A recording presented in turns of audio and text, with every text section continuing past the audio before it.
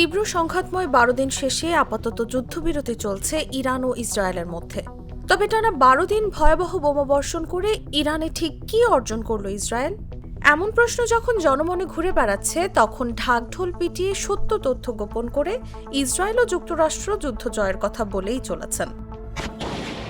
কিন্তু চমকপ্রদ তথ্য হল, যুদ্ধ চলাকালীন সময়ে ইসরায়েলের হয়ে কাজ করা ৭০০ ভাড়াটে এজেন্ট বা মোসাদ এজেন্টকে গ্রেফতার করেছে ইরানের গোয়েন্দা ও নিরাপত্তা বাহিনী। সম্প্রতি ইরানের ফার্স্ট নিউজ এজেন্সি এ তথ্য জানায়। প্রতিবেদনে বলা হয়, এসব এজেন্টরা মূলত গোয়েন্দাগিরি ও নাশকতার কাজে নিয়োজিত ছিল।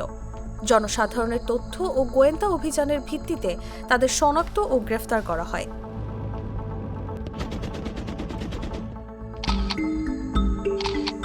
ইসরায়েলের গোয়েন্দা সংস্থা মোসাদ স্বীকার করেছে, তারা অপারেশন রাইজিং লায়নের অংশ হিসেবে ইরানে তাদের গুপ্তচরদের মাধ্যমে হামলার প্রস্তুতি নিয়েছিল।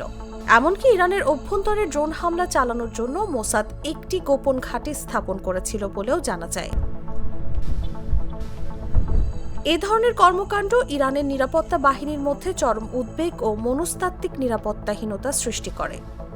অনেক ব্যক্তিকে সামাজিক যোগাযোগ মাধ্যমে ইসরায়েলপন্থী মতামত প্রকাশের দায়ে গ্রেফতারও করা হয়েছে। তেহরান প্রসিকিউটর অফিসে একটি নতুন ইউনিট গঠন করা হয়েছে, যার কাজ হচ্ছে ইরানি সংবাদ মাধ্যম ও ব্যক্তিগত সোশ্যাল মিডিয়া অ্যাকাউন্ট নজরদারি করা। পাশাপাশি সংঘাত শুরু হওয়ার পর থেকে বেশ কয়েকজন ইসরায়েলি গুপ্তচরের মৃত্যুদণ্ড কার্যকর করা হয়েছে বলে জানায় ইরানের সংবাদ মাধ্যমগুলো।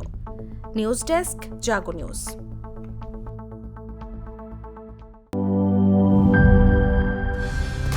কালার এক্সপার্ট, জর্জ স্যাপ এবং মাইল্ড অন হ্যান্ডস টেকনোলজি সমৃদ্ধ অরিক্স ক্রিস্টাল ওয়াশ আপনার লন্ড্রি এক্সপার্ট।